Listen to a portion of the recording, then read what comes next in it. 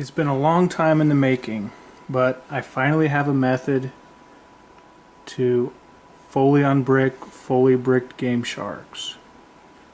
I've already taken the screws out of this, and I'm going to prove that this one right here is already broken.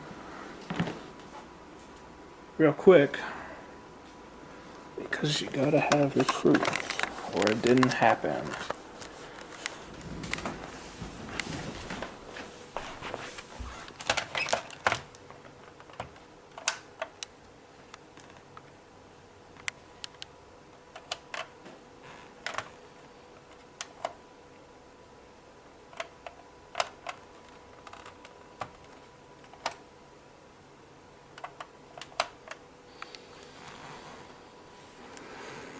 This one was bricked by the EverDrive.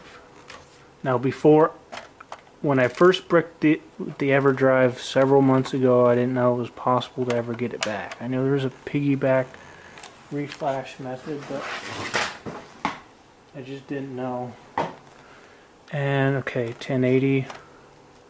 Alright, F0X. So that's not working.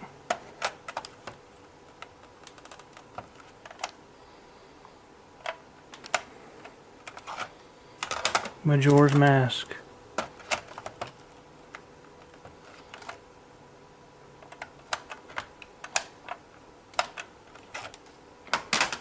It's never going to turn on until I do a few things.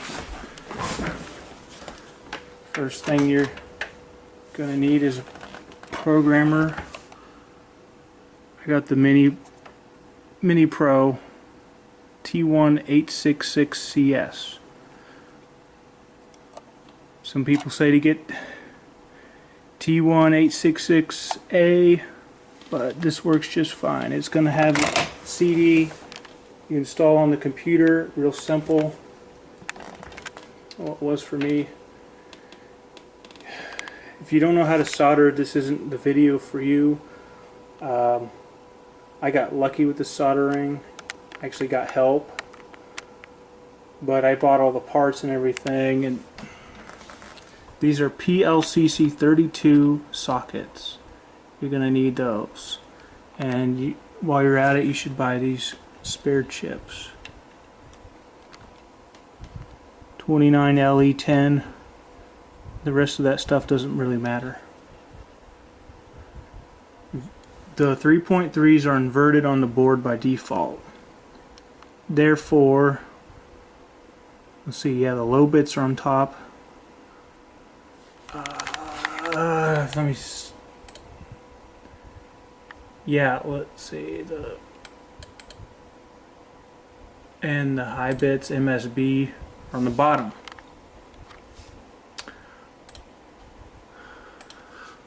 This is what the program looks like.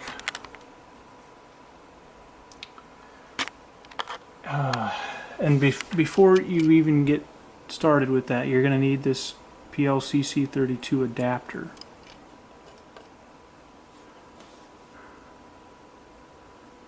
So, just going to have to take 4 screws out, which is self-explanatory. Take that off.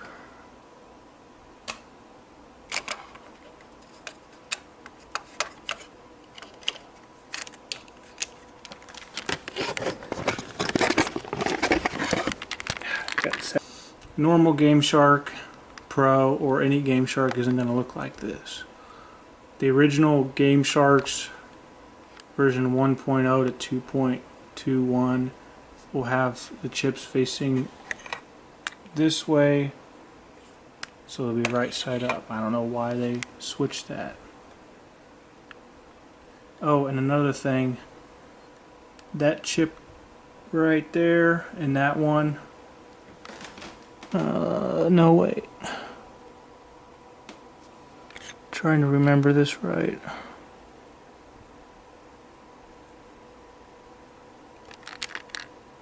Yeah, one of those two are responsible for the parallel port. Yeah, I think this one up here is the LED. The latest models have a different case and they don't support parallel port, it'll never work. And don't try doing the piggyback reflash with any of those on, because it'll brick them both. I found out the hard way several years ago. Where's my other tool? I got it. This is the chip extractor for when you have them socketed. I can't do it one-handed, so set this down. Okay, on Windows 7 for command prompt, just go over here and type CMD, and to get to whatever you need to get to, wherever your gameshark folder is, I'm just going to do it the noob way, one at a time. CDGS32. Are you kidding me? Is it case sensitive? Yeah, it's case sensitive, alright. So that's probably case sensitive.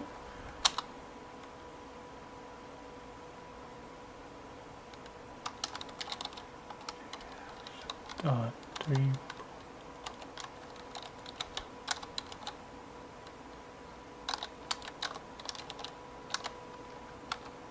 I could probably add a slash to that and go what.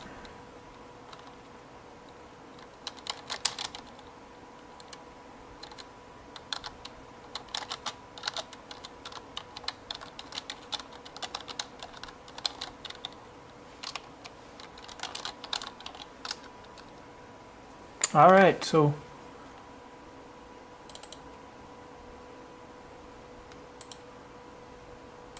I got it almost where I need it.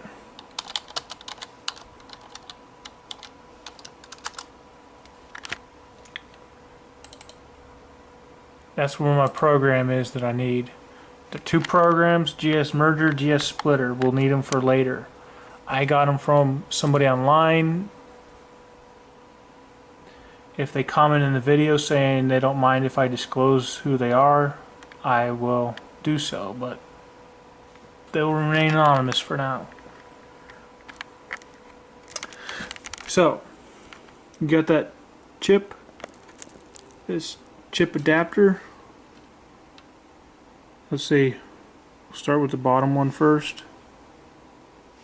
Now this is very important. Pin 1 goes with this little tiny hole. You slap that in there like this. So I think it's in there good enough. It doesn't look even, but. And another thing, I wrote down pin 1 because the instructions have it all backwards and it shows pin 1 being up there. But I know for sure now that's where it needs to be. Now, we're going to actually be able to read the code, well, assuming this works the first time. Read ID should, what the hell is it? Yeah, BF08, that's what it should be at. Click read. It's reading good. Now this is all the EverDrive crap. And this is the MSB, I can tell by the first foreign hex.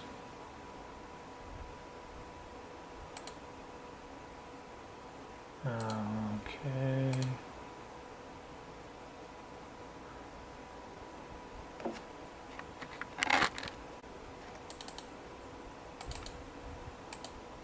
This is going to go in here.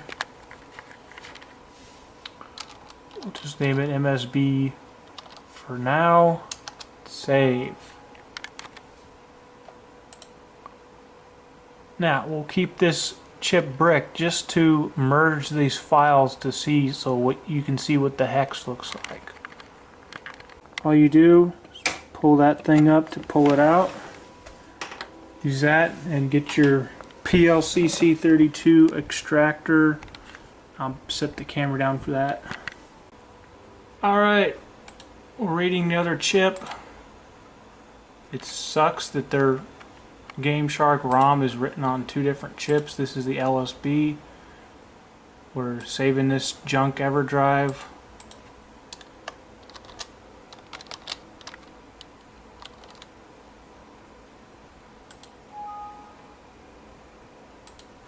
Makes an error sound. Alright, where's my notes? Okay, now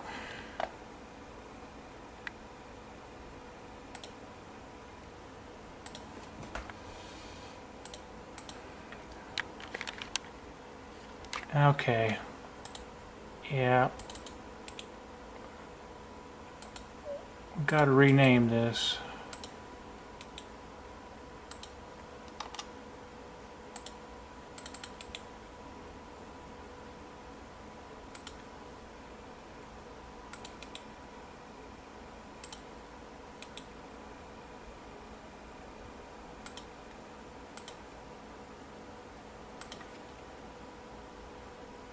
We're going to merge them together.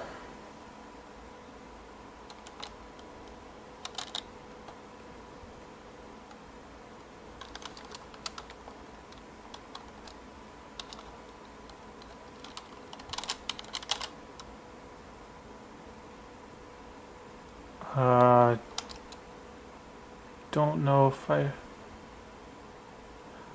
I guess that's the kind you don't need to have them that way, but I made a new folder or file called merged. So you're going to need a hex edit program. I don't even remember where I got mine. It's simply called hex edit. You open that up, navigate to where you need to go. Here it is, merged. And look at this EverDrive crap on my gameshark. ed64 SD boot. I guess if you're a pro programmer, you could manually type in the gameshark default hex and see if that would work. But that is ridiculous. EverDrive bootloader. File not found. Hey, that's the instruction thing that's left in there. And all your codes are going to be gone by this because it just puts in all zeros. I'm surprised that they're not all Fs. I thought there would be at some point. I remember I did this one other time and there was a little bit of code left, like a couple codes. Nope. In fact, it doesn't even show the year the gameshark was manufactured anymore. We're gonna fix all that. I forgot to mention one thing with this. This isn't gonna, with this program, that's not gonna be set by default. Those are the original gameshark chip settings you want. Alright. So, we've already read the chip. The socket is in. We're going to go to April. Now, I got these dumps from somebody else who had them, so they're going to be really hard to get. I guess there's a gameshark ROM on various emulator sites. You can get the 3.3. I don't know if it's April or March 2000, but you should be able to split it if you could find those programs. If somebody asks if they're actually up to this, I can put them on MediaFire. You can download them through that, but I'm not gonna put anything up right now. You just leave a comment if you need help or if you're actually gonna do this. Alright, so I got my good file LSB. This program is really easy to use. The first program I tried was the G540, which wasn't even compatible with my chips. Somebody said it worked. You can do it, but it's not recommended because you're using a different chipset with different voltage. There you go to program, and that is finished. Alright.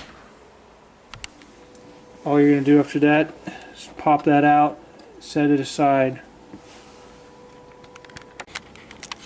I got the one that needs to be MSB in there right now. We're just going to read and verify.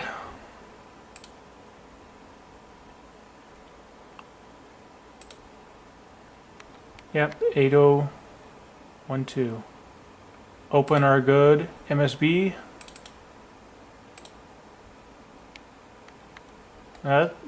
Those words are eventually going to say mushrooms when completed. I will show you what a good ROM looks like. So we program that.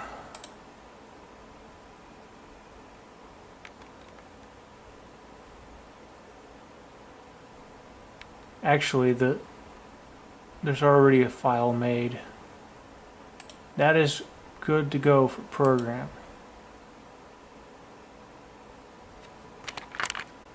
We're going to open a clean rip in the hex editor. This is what the good hex will look like.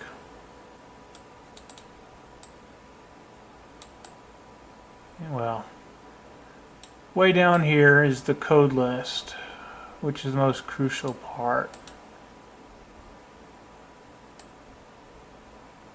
I guess, okay, what was it? ASCII is the letters, and then the hex, the code for Cetus and Cruising World. Code will be right there on the left. I'm going to see if Zelda's at the bottom.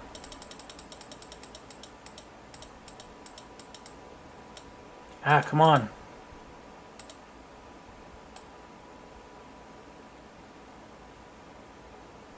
Skulltulas killed. So the code would be 8182. I'm going to verify this in a second. Okay, I think the code site was wrong, but there it is. For enable all levels, I just ignored Zelda because it's taking forever. I'll just go to the first game. Where's my hex editor? Where's enable all levels?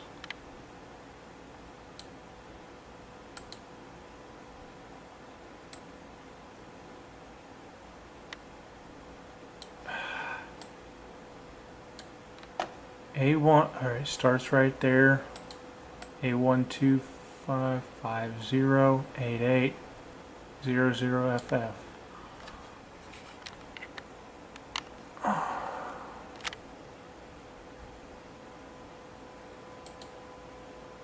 And it's matching up exactly with what will be on the screen.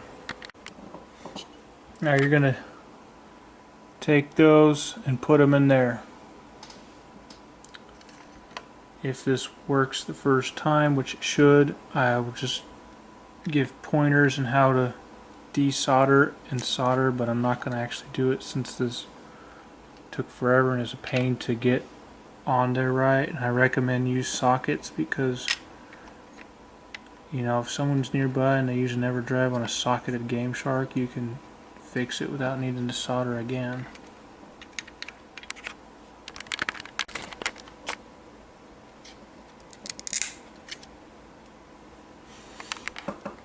Okay, so that was full bricked gameshark. Take this over here.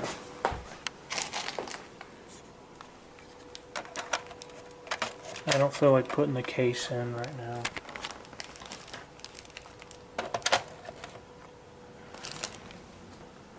Gotta get the TV remote.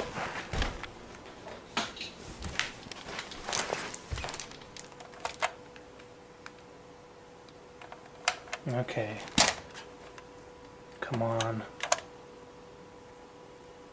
There it is. Your gameshark is now unbricked. And you know what sucks? I lost those 3 Majora's Mask codes that I made earlier. I still haven't uploaded the video while this is being made, but I can do that easy. The good thing is it's possible to unbrick them. Okay, I'll go through the tools that you're going to need. Oh, come on.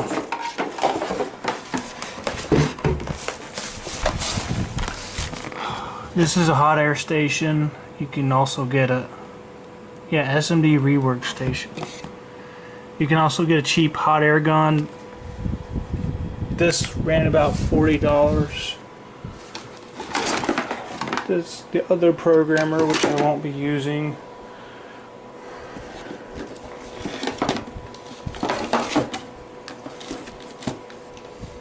This is what you use. You want to get one that has adapters on it. I will get to those in a second. That is what they look like.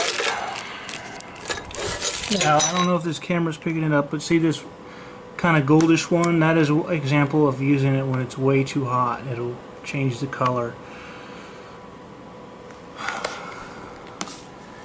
In Celsius, since this is all in Celsius, you want to have it about 170. Closer to 200 the first time desoldering. I don't want to put these on because they're really hard to get off. You have to use a flathead screwdriver and it snaps off and bends the metal. But I'll show you just the technique of how to desolder.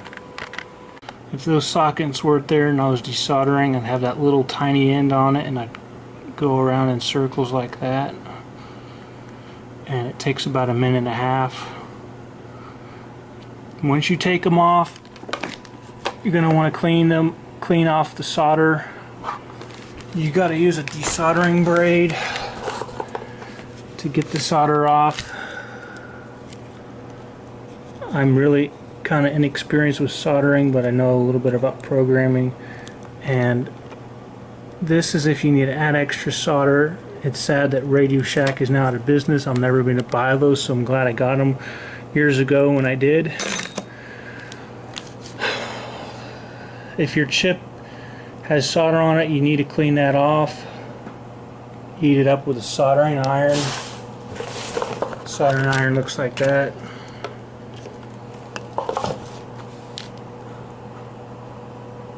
Now, I don't have this, but someone tells me to get a suction pen or something. And once you do that, the really hard part is getting those sockets on and putting on Chip Quick. Put it around there like that, and then you heat it back up. But I had the hardest time doing that. They kept moving around. And by the way, this is desoldering braid. That's my biggest problem with this project, is all the soldering crap. You know, if Interact was nice, they would have these sockets on, because they'd realize by the time the gameshark was dying down that they're being bricked all the time. So if those were there, it'd be flawless.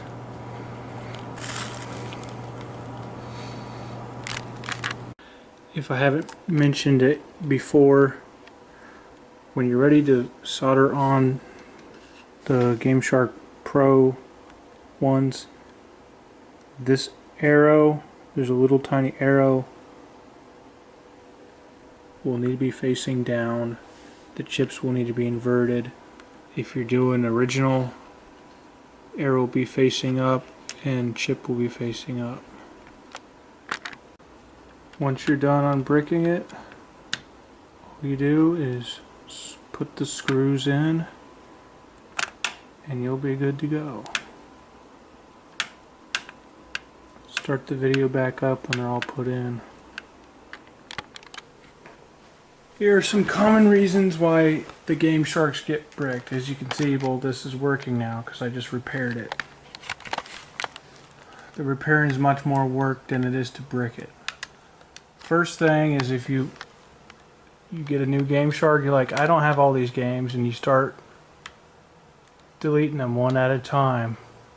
Too much of that too quick will cause code corruption, and eventually you start getting codes mixed with games, vice versa. All kinds of weird stuff will appear on the screen. Eventually, it'll say 0% code space free. It'll stop working. The other reason people call it a brick, it's not really a brick, is they enter wrong key code and they just don't have the game. The other thing is entering. Now, just because I know I can unbrick this, I've never ever messed with this because I thought it would set it to something that can't be accessed. I remember seeing this as a kid and I knew immediately, don't mess with this. So I'm just going to fill all these in and see if it'll set it to it.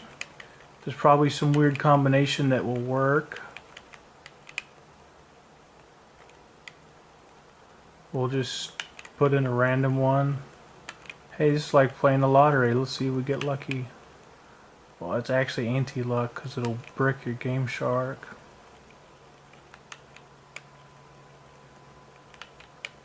I'm just putting these all at random. Alright, that's good that it'll...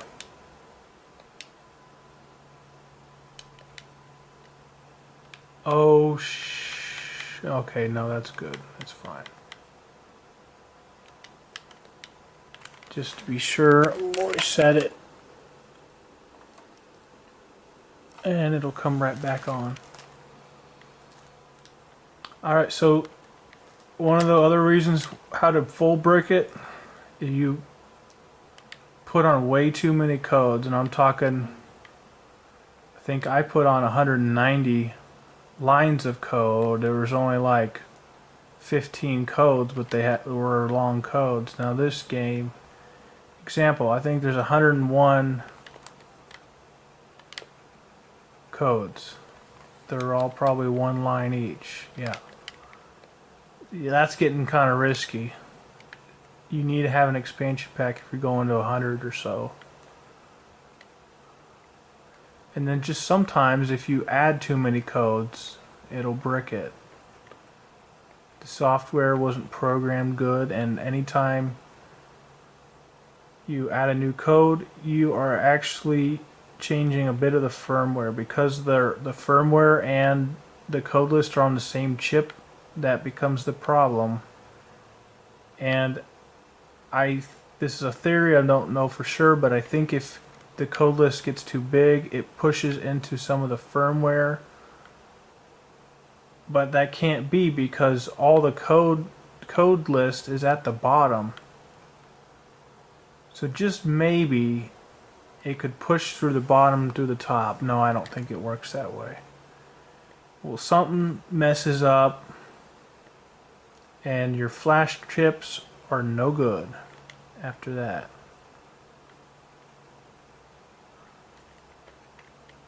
And just sometimes they just stop working. And I guarantee 99% of the time it's those two chips that need fixed. The firmware chips with the code list.